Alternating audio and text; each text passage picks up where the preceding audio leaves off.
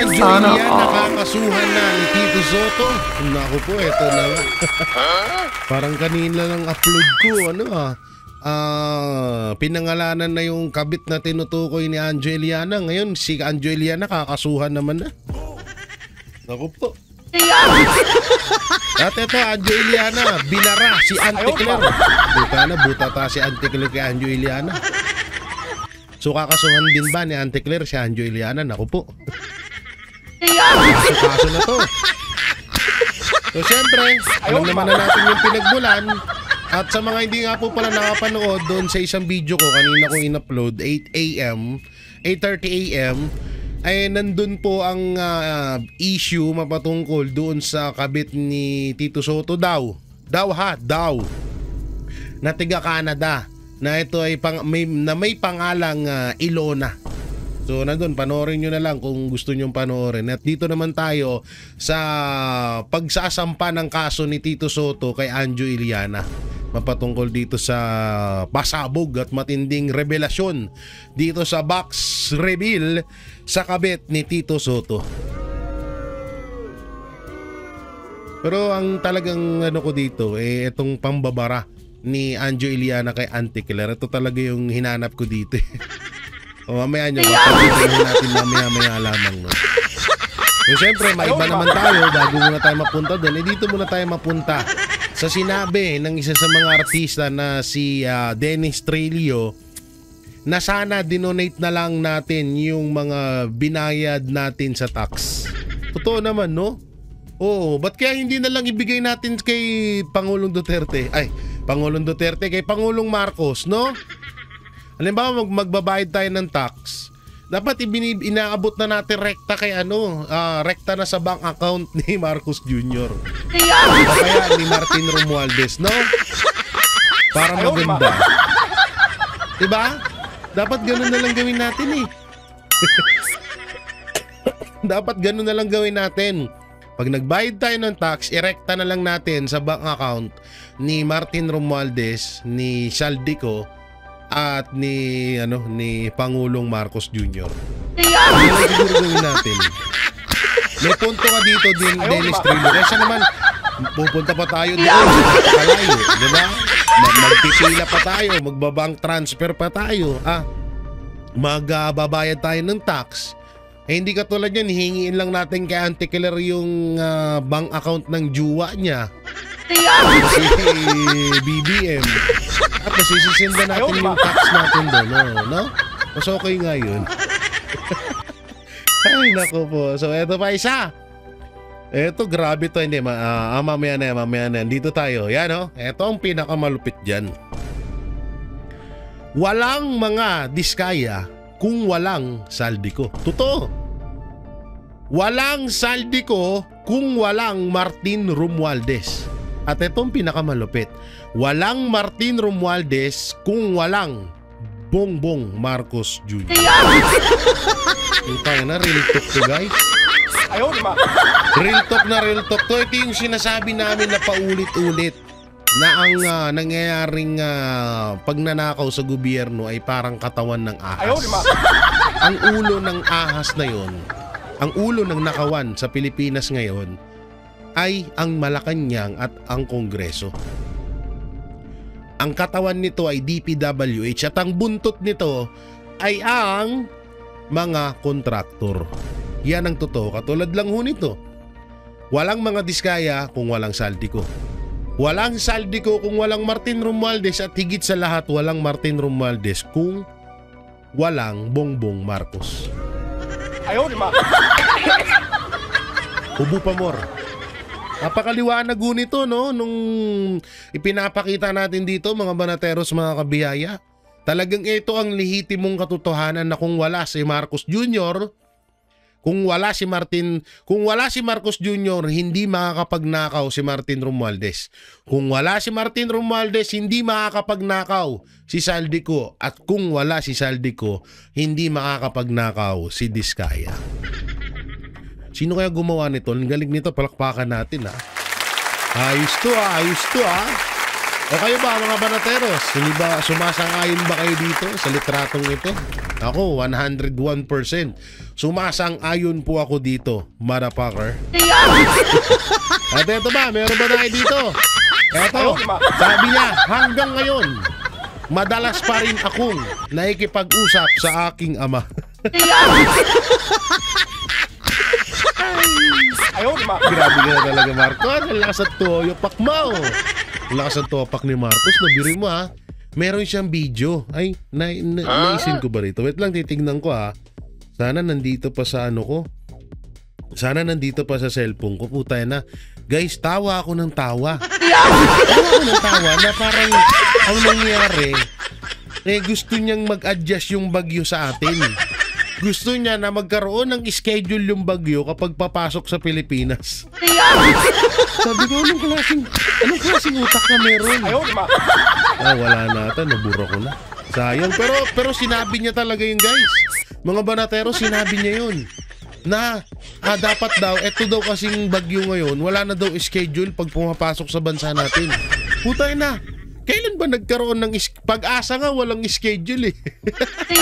Pag-asa nga hindi alam kung kailan pumapasok ang bagyo. Diba hindi nila alam kung kailan o anong oras. Itang na ikaw gusto mo magbigay ng schedule yung bagyo sa'yo. Ang lakas ng tama mo, pre. Ang tindi mo. Ang tindi mo doon. Iba ka sa pagkabangag ng iba. Ito yung sinabi ni Atty. Rowena Guansong. Tanong ko lang sa mga adik. Kapag pabubatak kayo, ay nakakausap nyo rin ng tatay nyo.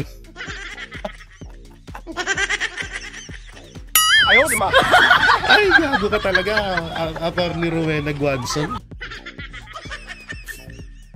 Tanong ko rin kaya dito sa amin yan. Ang dami din dito eh. Dito sa Tagaytay may mga paglalabas ako ng bahay, may mga nag-aabutan dun sa dun sa baba Oo, minsan nandito ako sa rooftop. Tanaw na tanaw ko eh. Nasa tuktok kami ng bundok eh. Tanaw na tanaw ko eh. Nag-aabutan na naman yung mga walang ya dun sa sulok oh. Hindi, tatanong ko yan sa mga adik. Baka nga talaga baka nararanasan talaga nga nila yan na kapag suminghot, makakausap nila yung mga mahal nila sa buhay na namayapa na. Ayop. Ito naman. Ito malupit, 'di ba? Ngayon dito, may katanungan tayo dito kay Brownie Boys. Ang katanungan natin, maniniwala na ba kami, General Browner, na yung 15 billion ghost project ng AFP ay totoo? Oy, nagtatanong lamang yung 15 billion na ghost project ng AFP, totoo po ba yun? Kasi dito, sabi mo, ang utos ng ating Pangulo, mayroon junior na Pangulong Marcos Jr. ay dapat nating kayanin, lumaban at panatiliin ang ating puwersa. Ang ating puwersa sa loob ng higit mababa sa 20 hanggang 30 na araw. Alam mo, Browner, kung gusto mo magpakamatay, kung gusto nyo ng gera ni Marcos Jr., kayo na lang. Huwag nyo na kaming idamay. Gera pala gusto nyo, di kayo na lang. At kailangan nyo pa kami idamay, nayupak ka. Anak ng timang to. Kailangan maghanda kami, oo. Maghahanda kami ng pagkain at pupunta kami ng Davao. Doon kami maninirahan. Kasi doon, alam namin, safe kami doon. Dito, hindi. Baka nga bombahin ng China tong Luzon eh. Kaya yung kamag-anak ko, nakaprepare na yan doon sa Davao, ha? Oo, nakabili na rin ako ng lupain doon. Wow, lupain. Hindi, doon na lang ako. May kiusap na lang ako kay Pastor sa kay OJC na ampunin na lang kami. Total, naging naman tayo, mga mababait na mga tao doon. Malawak naman doon sa kay OJC compound. Doon na lang kami maninira, at least doon, safe kami doon. 'Di ba? Safe na safe kami doon. Kaysa naman dito, Putangin ng tong hype na to, ano nang pumapasok sa utak nitong dalawang to. Kasi masyado mong sinasamba si Marcos Jr. Masyado ka nang papaliwala. Lagi mo iniisip yung kapakanan ng mga Pilipino. Ngayon, doon kami nagtataka na bakit parang saludong-saludo ka at paniwalang-paniwala ka kay Marcos Jr.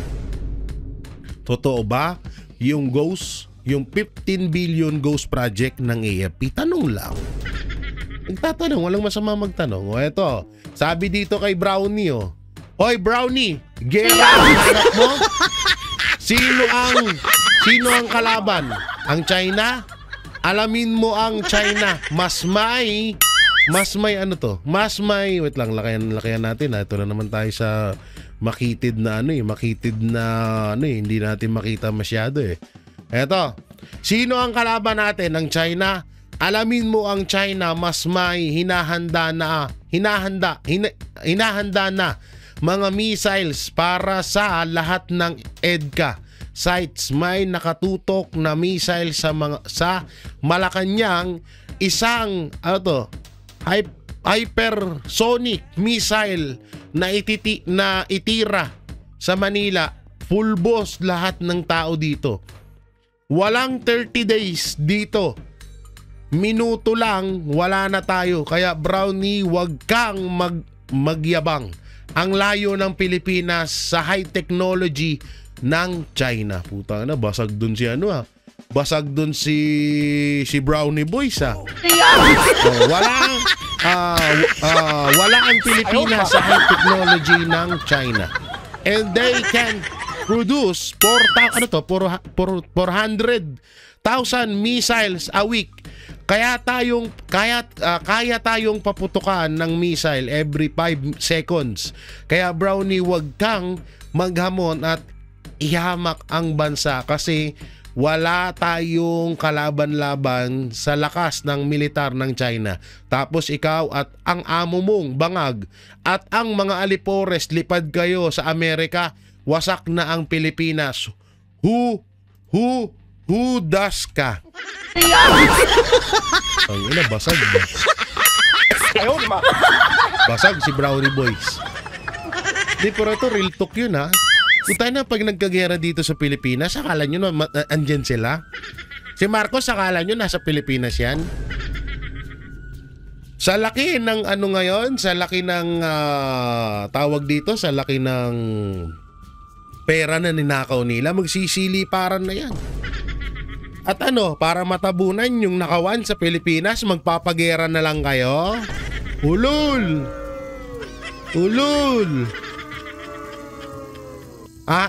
Ihikayatin nyo ang China na maggera ang Pilipinas at China, aasarin nyo ang China para para matabunan nyo yung nakawan dito sa Pilipinas. Kasi kapag nagkaroon ng gera, wala na tong issue sa nakawan ng flood control, tandaan nyo yan. Kaya tigil-tigilan nyo kami ha, wag ganun ha. Utang na, kung gusto nyo magpakamatay kayo, ipunin nyo lahat ng adik sa Pilipinas, ilaban nyo sa China. Kaming mga matitinong tao, wag nyo kaming idamay dyan. Tiraulong tong mga to. Gago ka ba? Imbis na nananahimik yung mga buhay namin, gusto nyo magkagera. Hirap na nga yung tao sa bilihin sa taas ng bilihin eh. Magigera pa. Hindi nyo nga masolusyonan yung korupsyon eh. What if pa pagtapos ng gera, masusolusyonan nyo na ibalik sa dati ang Pilipinas? Gago ba kayo? Gago ata kayo eh. O eto na, dito na tayo sa topic natin, no? Pang yun? Pang TikTok. Pang FB Reels yung mga ginagawa ko sa unahan eh. O diba? Mindset ba? Mindset. O dito na tayo sa pangsupalpal ni Anjo Iliana kay Auntie Claire. Panoorin natin. Auntie Claire, punta tayo sa sinabi nyo na ako daw po ay sabi niya walang karapatan. Wala daw akong karapatan na sabihin na magpa-hair follicle test si Presidente PBBM at parang nagalit kayo sa akin. Unang-una, Madam Claire Castro ay it is the right of every Filipino to be heard. Wait lang, may narinig ako eh. Madam Third Class, tama ba yung rinig ko? sabihin na magpa-hair follicle test si Presidente PBBM at parang nagalit kayo sa akin. Unang-una, Madam Claire Castro. Oo nga no, Madam Third Class. Putangin na, third class ka lang pala. Tama ba ako narinig? Parang yun ang dinig ko Madam third class. Tapos parang nagbulul-bululan lang siya. Okay? Yeah. It is the right of every Filipino to be heard. Diyan sa gobyerno, it is a right na pakinggan niyo po kami. Yung sa akin lang naman is a simple suggestion, Attorney Claire. Hindi pa ako nakikipag-away kasi alam niyo, Attorney Claire Castro, manood po kayo ng mga lumalabas sa social media. Anong lumalabas? Lumalabas po na ang dami nagsasabi na yan, bangag-bangag daw po ang ating presidente. Bilang ordinary citizen, ako naman po yung nagsuggest lang na gawin niyo na yung hair follicle test para to prove, to disprove dun sa mga accusations kay Presidente. Pinagtatanggol ko nga si Presidente dito Kahit BP Sara ako, pinagtatanggol ko si Presidente Marcos dito kasi po nakakairita na sa tenga, nakakahiya na sa ibang bansa na meron silang notion or hinala na baka nagagamit ang Presidente natin. With that hair follicle test, that will disprove every accusation, every hinala na gumagamit ang atin na presidente. Ang ganda nun, palakpakan. Ang ganda nun sinabi ni Anjo na yun. Dito ko siya kakampihan. Oo, dito ko siya kakampihan sa sinabi niya kay Auntie Claire na talagang alam mo yun na kailangan niyang patunayan sa taong bayan at sa sarili niya na mali yung mga binibintang sa kanya. Diba? Tsaka totoo yun, nakakahiya. Sa totoo lang, nakakahiya tayo sa ibang bansa. Biruin mo ang ibang bansa, ang tingin kay Marcos Jr. is drug addict. Na hindi mapatunay-tunayan ni Marcos Jr. na hindi siya addict. No, hindi mapatunayan ni Marcos Jr. na hindi siya addict. Ayaw niya magpa-hair follicle test. Ewan ko, baka pag nabunutan siya ng buhok, para siyang si Samson na manghihina.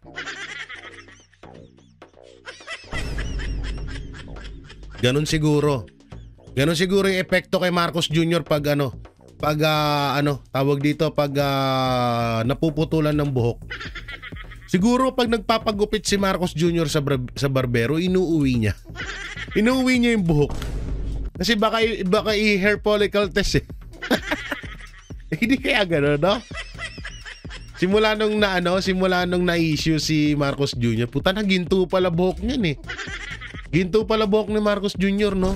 Sarap kumuha ng isa tapos ibenta mo, tapos hair follicle test mo kay Marcos Jr. yan.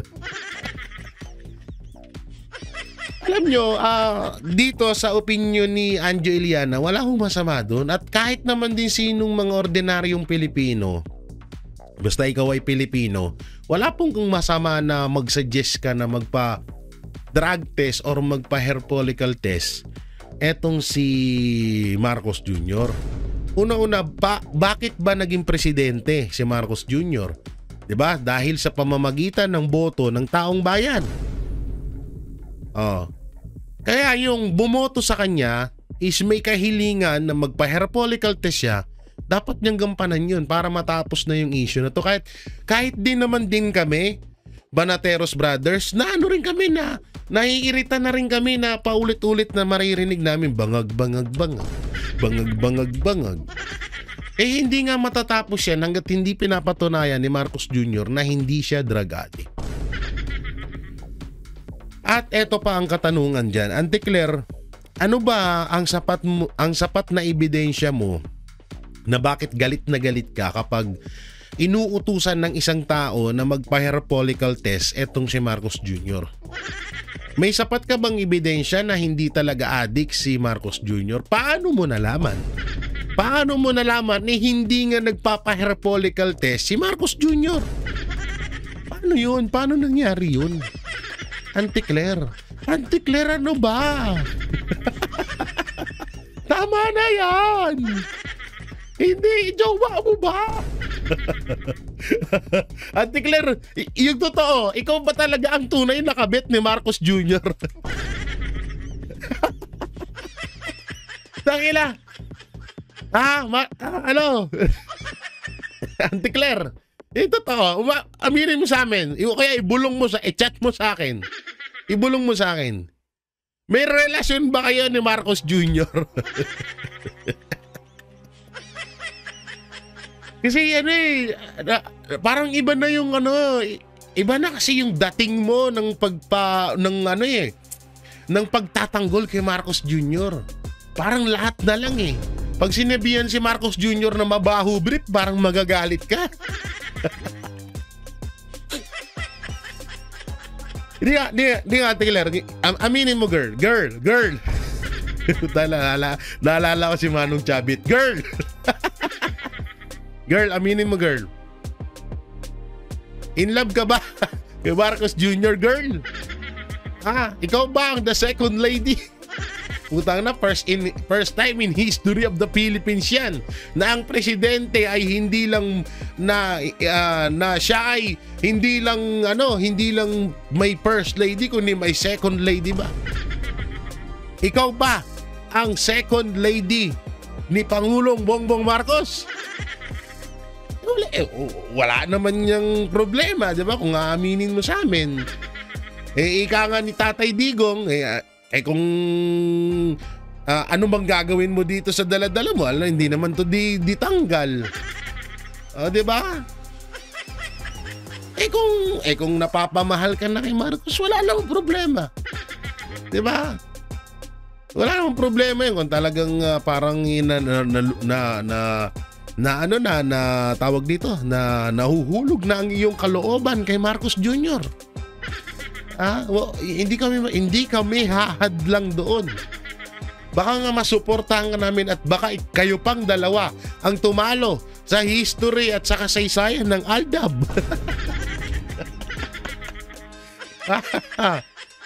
Baka talunin nyo pa si Maine Mendoza at Alden Richard sa pagiging popular na naging lab team ng Pilipinas. O baka talagang totoong nakulong si Lisa Araneta Marcos sa Amerika at ikaw na yung ginawang asawa ni Marcos Jr. Di kasi parang ang weird na eh. Di ba? Parang ang weird na ho ng datingan ni Auntie Claire eh. Parang pag sinabihan mong mabaho brief ni Marcos Jr., manggagalit siya. Diba? Iba, Auntie Claire, ikaw Auntie Claire, girl. Girl umayos ka, girl. Baka gusto mo malintian ka kay Ma'am Shitars. Mabad shot ka, girl, ha? Baka mabad shot ka kay Ma'am Shitars, maganon ka, girl, oh. Napanood mo yung interview ni Ma'am Shitars kay Katunying? Na-budget siya kay BP Sara. Budget yan sa akin. Huwag mong antayin yung girl, ha? Huwag mong antayin yun. Mambabudget ka, girl. Tanggal ang bilyones na pondo mo. Ay, sorry. Nadulas ako, guys. Nadulas. Dapat di ko sinasabi yung 2 billion ba? Putang ina, yun na naman. Nadulas na naman ako. 2 billion na. Ay, naku po. Alam nyo, Auntie Claire, hanggat hindi nyo tinatapos yung issue na yan sa hair follicle test na yan, walang mangyayari dyan. Sa totoo lang. At dahil nga, kagaya ng sinabi ni Atty. Rowena Guanzo, nasa na ba yun? Kagaya ng sinabi ni Atty. Rowena Guanzo, na tanong ko lang sa mga adik, kapag ba bumabatak kayo, ay nakakausap nyo rin ba ang tatay nyo? Ito yung kasagutan dyan. Kalamidad, sinisi sa pagdami ng Pilipinong nagugutom. Ang ina. Basahin natin. Sinisisi ng palasyo na sa sunod-sunod na kalamidad, ang pagtaas ng gutom matapos lumabas sa SWS survey na 22% na ng mga pamilyang Pilipino ang nakakaranas ng gutom. Putang inang ina. Akala ko ba okay ekonomiya natin? Akala ko ba okay ang lahat dito sa Pilipinas, Auntie Claire? Ano na naman ito pinagsasabi mo? Saka bakit may panibagong paninisi na naman kayo? Anak ng teteng ka naman, Auntie Claire, oh. Grabe ka naman, Auntie Claire, oh. Wala ka nang masisi? Pati yung kalamidad, sinisi mo na. Kung si Marcos Jr., sinisisi yung bagyo, bakit hindi nag-i-schedule pag lumapag sa Pilipinas? Putangin na, yung kalamidad, sinisi mo dahil maraming nagugutom na Pilipino. Iba talaga kayo. Talagang tinadhana kayo. Hayop tong dalawa na to, no? Tandem na tandem ang puta. Ay, tandem na tandem no? Talagang swak na swak isang utak. Iisang bisyo. Buta na, tandem talaga kayo. Bagay talaga kayo na magmahalan hanggang sa walang wakas. Bakit nga ba ang nguso pag gumihit-hit na ay tumatabing ipagkaliwa? Ay, sorry. Napakanta tuloy ako. In love ako, inikilig ako sa love team ni Claire, ni Attorney Claire Castro tsaka si Marcos Jr. Ano kayang pakiramdam ni Ma'am Shitars na parang asawa na ang turing ni Auntie Claire kay Bongbong Marcos? Hindi ka nang gagaliti sa galit yun. Sa bagay, may puno naman daw. Gets nyo?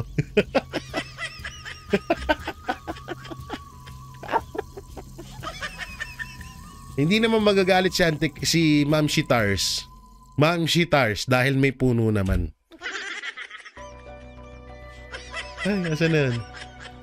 Asan na yun? Ay, eto. Panoorin natin. Oo, na maaaring makasuhan si Anjo Iliana. Media ang mga pasabong ni dating Eat Bulaga host Anjo Iliana. Mas maganda siguro dito tayo. Yan.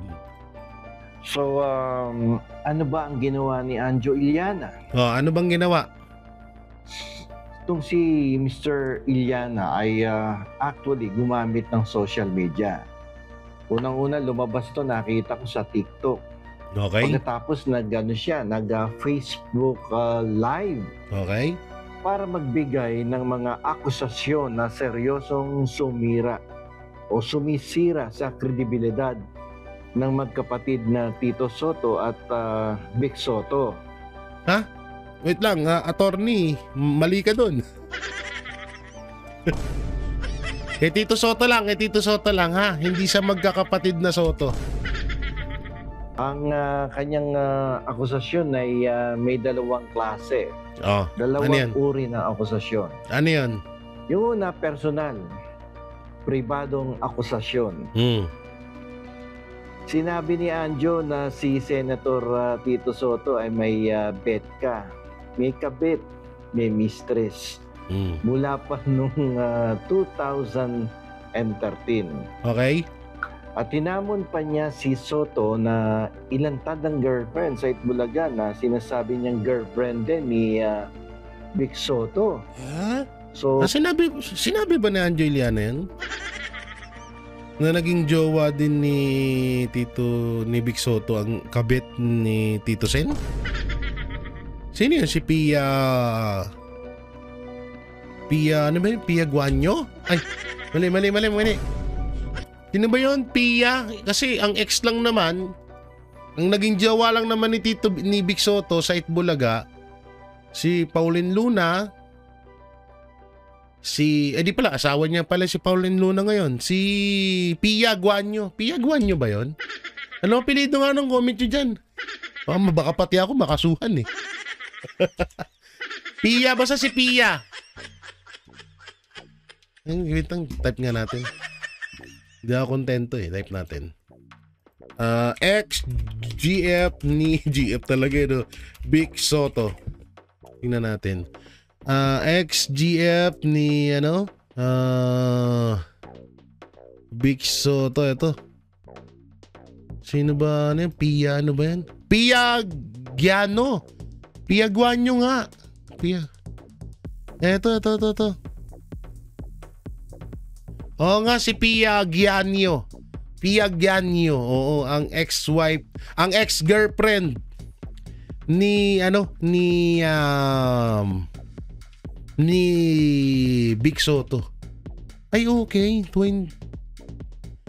Pia Guanyo have been married for 13 years since 1st October 20. Pia Guanyo nga. Oo, si Pia Guanyo nga yung ex ni Vic Soto. So, ayun yung ex din ni yung jowa ni Tito Sen. One hole in two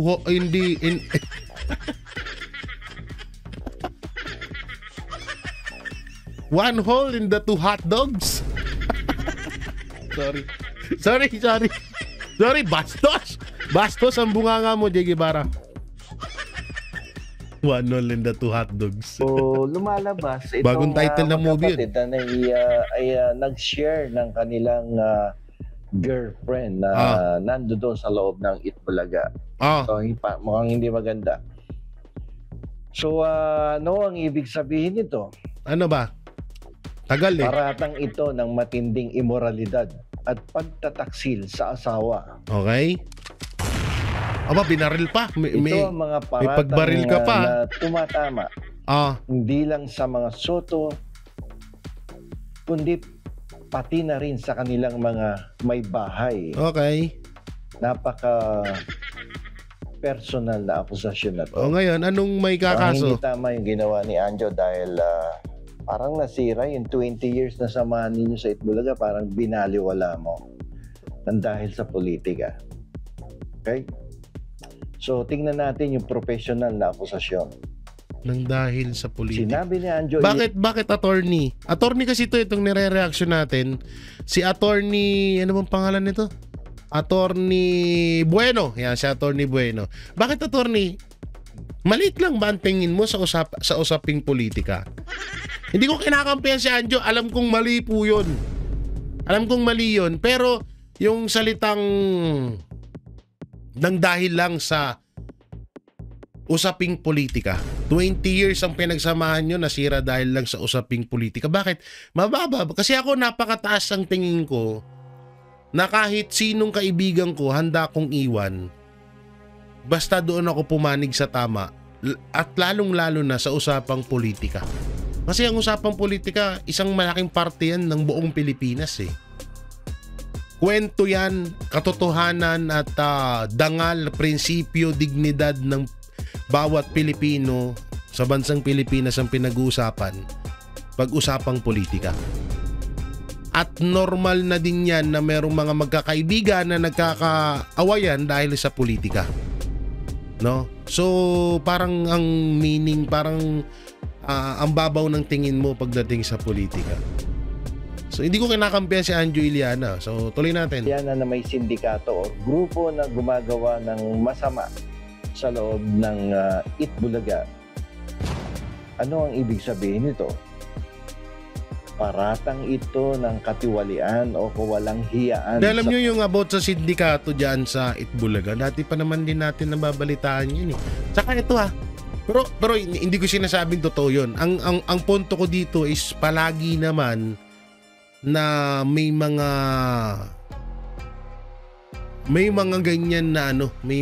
ganyan na issue pagdating sa showbiz. Meron nga ako ito, ikukwento ko sa inyo. Isang host sa Itbulaga na nakausap ko ng personal, hindi ko pa pangalanan, ikukwento ko lang yung etong dating host ng Itbulaga. Parang trip siya ng isa sa mga producer ba or ano bang matatawag doon. Basta trip siya nung isang producer or isang head doon sa Itbulaga. Noon pa. Trip siyang parang jowain, ganun. Basta trip siyang tikman. So ganun ang kwento. At normal daw na nangyayari yan doon kapag may mga bagong salta na mga featuring artist or artista sa Itbulaga. Parang yung taong yun, manyak daw talaga yun. Talagang ano siya, talagang gusto, parang attractive siya sa may mga bago, may mga bata, ganun. Parang basta may attractive siya sa ganun. So madaling salita, manyak siya. Kaso sinita siya nung tatay nung nagkukwento sa akin. Sabi nung tatay, oy, wag ka nang kinabukasan daw, parang pinatigil daw agad siya sa pagiging sa pagpasok niya si Itbulaga. Oy, wag ka nang pumasok dito. Oo. At mukhang mukhang iba ang intention sa'yo ni ganito ni ganyan. Noon pa naman. So, matagal ng mga balita yan. At yan ay naikwento, hindi lang din balita yan, yan ay naikwento sa akin ng personal nung dating host ng Itbulaga. Pero hayaan na natin. Tsaka nangyayari yan sa iba, lalo sa mga, yung mga juding, yung mga baklushi, yung mga baklush na manager. Oo, nanghingi ng mga kapalit, apuch. Ay, sorry.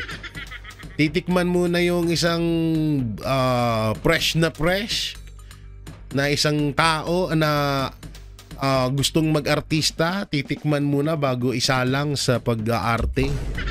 Siya muna yung magma-mic check. Oo, yung mga sindikato sa showbiz na dati pa naman yan. Hindi na rin bago yan. Sa trabaho na nagdudulot ng pinsala sa kumpanya. Ito medyo mabigat to na akusasyon. At kung ito ay walang katotohanan, itong si Anjo Iliana ay may kahihinatnan. At mukhang hindi maganda ang kanyang pupuntahan pag sineryoso siya ng kanyang inaakusahan. Ito ang pinakamalaking legal na problema na kanyang pwedeng kaharapin. Ano yun? Dahil ang lahat ng sinabi ni Iliana ay ginawa sa internet, social media, TikTok, Facebook Live. Ang pinakamalaking kaso na maaari niyang harapin ay ang cyber libel sa ilalim ng Republic Act 10175 or cyber crime law. Okay. So ang tanong diyan, bakit cyber libel? Kapag ang paratang mo ay mapanira tulad ng sinasabi mo, may kabit si Tito Sen since 2013 at sinasabi mo may sindikato sa loob ng Itbulaga. So dito ang batas ay nagpapalagay o nagkakaroon ng presumption of malice na meron kang masamang intention dito. So si Anjo Iliana, kailangan mong patunayan ngayon kung sakasakaling ikaw ay kakasuhan itong magkapatid na to, na totoo lahat yung sinasabi mo laban dito kay Tito Soto na siya ay may kabit, na nag-share sila ni Big Soto ng girlfriend at may sindikato sa loob ng Itbulaga. Yan ang napakahirap na depensa mo, lalo na para sa mga isyong pribado. Paano naman, what if na mapatunayan ni Anjo Iliana yun? May pakita niya na meron talaga, may mga hawak siyang picture, video, katibayan. So ano naman, ang pagkakaalam ko yun ang mahirap kapag ikaw ay nagsampa ng cyber libel sa tao. Wala atang batas na kapag hindi mo napatunayan, pag halimbawa sinampahan ni Tito Soto ng cyber libel si Anjo Iliana at may naipakitang ebidensya si Anjo at nanalo si Anjo, may may balik kaya doon sa nagsasampa? Pagkakaalam ko wala, no? Parang madidismiss lang yung kaso at hindi magkakakaso yung nagsampa ng cyber libel. So yun mga banateros, dito nga ay pinapakita na maaaring at hindi lang si Attorney Bueno nagsabi niyan, kundi marami pa. Meron dito si Fiscal EJ na isang attorney din na pwedeng kaharapin nga ni Anjo Iliana ay cyber libel dito sa issue na pinasabog niya labang kay Tito Sotto. Ang tanong dito, sino si Ilona from Canada? Nasabi ni Maharlika ay tinorjak mo sa Canada. Ay, sabi ni Maharlika, hindi ko sinabi yun ha. Ako'y nagtatanong lamang. Chat ko nga kaya si Anjo ina. Sir Anjo, kilala mo ba si Ilona from Canada?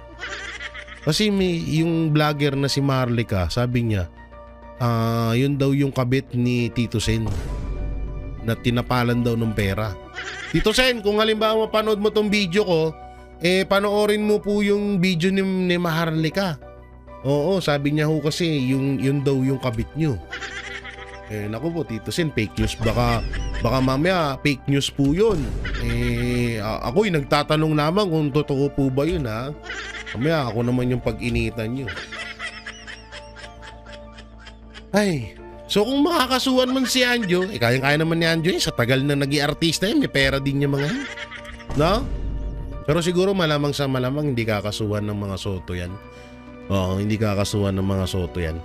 At hindi rin naman nila siguro papalawakin na tong issue na to. Baka lang talaga nagkaroon ng tampuhan etong si Tito Sotto at Anjo Iliana kaya humantong na sa ganito. Ngayon, kung totoo man na may kabit talaga si Tito Sotto, sa totoo lang hindi na po bago yan sa mga politiko eh. Hindi na rin bago yan sa mga artista. Na may mga pera yung mga yan. May mga impluwensya, malalakas ang kapit, di ba? Malakas ang kapangyarihan sa gobyerno, malakas ang kapangyarihan sa showbiz. Maraming connection. So, hindi lang naman din si Tito Sotto ang may kabit kung totoo man yan ho ha.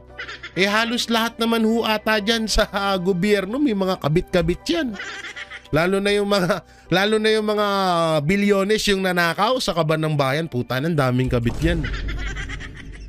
Meron nga akong kilalang senador eh. Ay, sasabihin ko ba to? Wag pala. Wag na pala. Baka mapagalitan ako. Baka mapagalitan ako. Oo. Sabi, oy, gago ka. Huwag mo sinabi. Blind item ba tayo? Pag ba-blind wag na. Baka may magalit eh. Pag nag-blind item tayo eh. Si senador, tumira ng chicks. Ay. Wag na.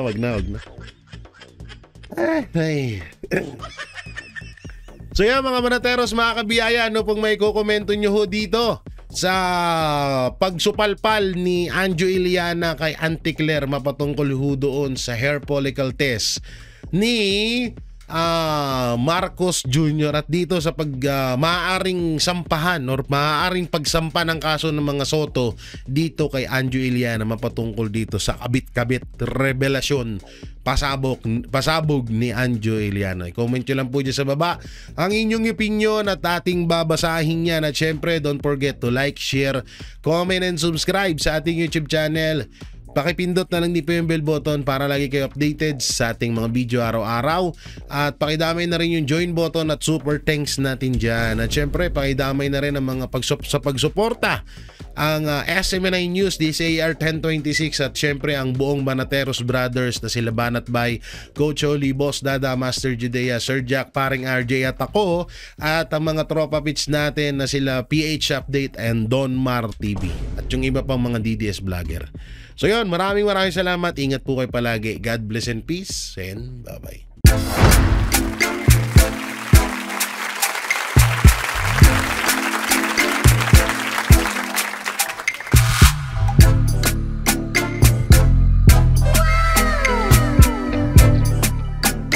The next performance will start momentarily.